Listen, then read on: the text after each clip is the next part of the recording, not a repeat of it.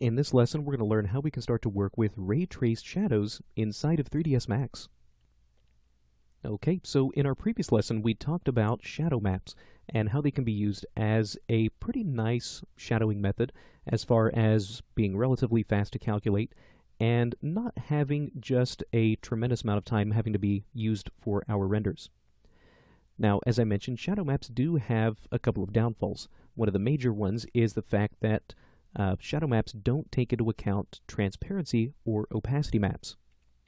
So here's a perfect scenario. Let's say we have this relatively simple piece of geometry here, and what I'm using is some transparency and opacity maps to cut out the shape of this chain link fence.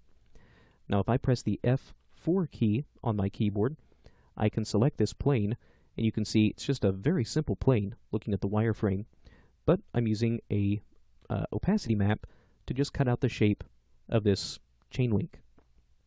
Now here in the viewport, everything looks like it should be fine, but this is a little bit deceiving because in this case, the viewport's actually going to do a little bit better job than the renderer. So, with this in place, let's go ahead and I'll switch viewports once again. I'll select my light, go back to the Modify panel, and right now this light is set to use shadow maps. So if I come in here and render what we have, we can see the result that we get, and this is very clearly demonstrating the issue that we have. So the transparency maps are working just fine. We can see right through this surface, but the problem is with the shadows. You can see the shadows are being cast by this object, but they're completely solid shadows. They're not taking any sort of transparency or opacity into account. Now unfortunately, there's really not much that we can do about this whenever using shadow maps. This is just a fundamental sort of limitation of this shadow type. So if we rendered this type of situation, we could, as an alternative, use what are called ray trace shadows. Now ray trace shadows work a little bit differently. They don't actually generate a pixel-based map like what we have with the shadow maps. But one of the advantages of using the ray trace shadows is that we can fully account for any transparency or opacity maps in the geometry. So if I come in now and re-render this, now that the light type is set to ray trace, again, remember how we have these solid shadows here. Now if I re-render, with these ray trace shadows, now this is working exactly as it should, where we have these nice detailed patterns from this transparency map or opacity map that we happen to be using. Now, when it comes to working with ray trace shadows, compared to some of the parameters that we looked at in our previous lesson, the ray trace shadows are actually fairly simple. So if we come in and expand this ray trace shadow parameters, which we'll see this roll out whenever we switch this to ray trace shadows, if we come in and open up this rollout, only a couple of parameters here. So one is the ray bias, which works very similar to the bias that we looked at in our previous lesson. As we start to dial this up, we can start to more or less push the shadows either further or closer to the object. Now in this case, we don't necessarily get the viewport feedback, so we'll have to rely a little bit more on our renderer to actually see the effect of this. But for most situations, you probably won't find yourself having to adjust this. I'm going to go ahead and actually bring this back down to its default value of 0.1. There we go. So that makes sure that everything is touching nicely. Again, for most situations, I almost never have to adjust this. We also have the two-sided shadows option, which does the exact same thing as the two-sided shadows for the shadow maps. So if we have any issues where the shadows aren't behaving right or are not passing properly through the backside of an object, we can turn on two-sided shadows and fix that. But again, as I mentioned in the previous lesson, I find that usually a more elegant way to fix that is to turn on this force two-sided. And then finally, with our ray trace shadows, we have the max quad tree depth. Now what this is doing is sort of finding a balance for us between how much of our RAM is being used and how fast the renders can come back. So if we start to find ourselves with very, very complex scenes, what we can sometimes do is start to dial this up, so that way 3ds Max is able to better manage our memory. But for the most part, I usually find that this default setting is going to be pretty good. What we can sometimes find is that if we take this quad tree depth too low, it can sometimes start to slow down our renders. So in this case, this render is coming back in about 2 seconds.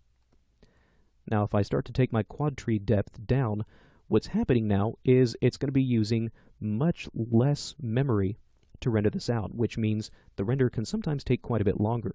In this case, it took about 7 seconds, almost 4 times longer. But this, again, can sometimes be useful if you're running really, really low on system resources, or if you're working with a really, really intensive scene. If you need to free up a little bit more RAM, sometimes this can be useful. We can sometimes run into the same problem, though, if we start to take our quad tree depth up to the maximum value of 10. Again, sometimes the memory management starts to become a little bit inefficient at that point, and again, you can sometimes start to see some slowdowns in your renders. For most situations, I find that I really don't have to adjust this default value, and I just can leave that at 7, again, for almost any situation. And now you can see my render is performing much, much faster. Now, one last thing that I want to point out before we wrap up this lesson is right above our shadow parameters, in this case our ray trace shadows, right above here we do have a rollout for just simple shadow parameters. Now this rollout exists for any of the shadow types that we choose. But if we come in and expand this, this is where we can start to define maybe things like the shadow color, which normally are going to be physically accurate. It's going to look at any surrounding illumination, look at the color of the light, and it will shade the shadows accordingly. Now we have the ability to come in and override this if we want to. So let's say maybe either for the sake of artistic purposes or maybe even just for the sake of troubleshooting, I could come in here and maybe change my shadows to a completely different color. Now this can sometimes be useful if maybe you have multiple lights in your scene that are each casting shadows, and maybe you're trying to pinpoint which shadows are coming from which particular light. We can come in, change the shadow color for one of the lights, and see which sets of shadows change color as a result. So it can sometimes be a useful little troubleshooting tool. It can also maybe sometimes be useful for just artistic purposes if you want to get a very particular color of shadow that may not be physically accurate, but maybe a little bit more in line with artistically the type of look that you're going for. We can also come in here and start to change the shadow density. So maybe if we wanted it to be a much softer shadow, we can come in, take that shadow density down. In this case, it makes it almost completely invisible. We can also take that intensity or that density up to a value higher than 1 if we really wanted to overdrive the effect of these shadows. Now below this we have the option to have light affect our shadow color. Now this can sometimes give us a little bit more realistic result, especially whenever we're dealing with colored shadows. So let me start by just taking that density back down to 1. See what we have. In this case, it's going to do a pretty good job of trying to force our shadows to inherit whatever color we have for our shadow color. But if we come in here and enable this light affects shadow color, and maybe come in here and re-render just a little segment just so we can see what that looks like. In this case, it is a little bit different. In my case, it's now turning a little bit more blue. It's trying to factor in a little bit more of this light's actual color into the result of my shadows. So really a pretty high level of artistic control that you can start to get in here.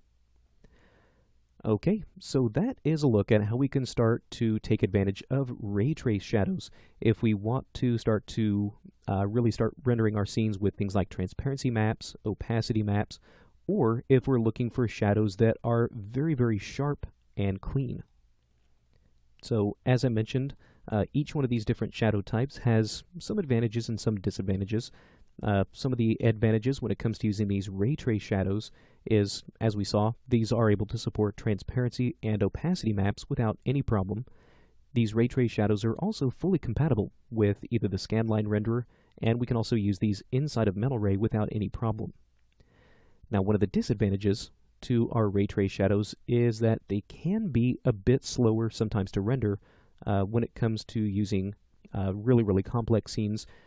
They can be a little bit slower to render than shadow maps, so definitely keep that in mind. One of the major disadvantages of using these ray trace shadows is the fact that they don't support any sort of soft shadows. We're going to have really sharp, crisp shadows pretty much no matter what. So that's just a quick look at some of the advantages and disadvantages of using ray trace shadows and how these ray trace shadows compare to the shadow maps.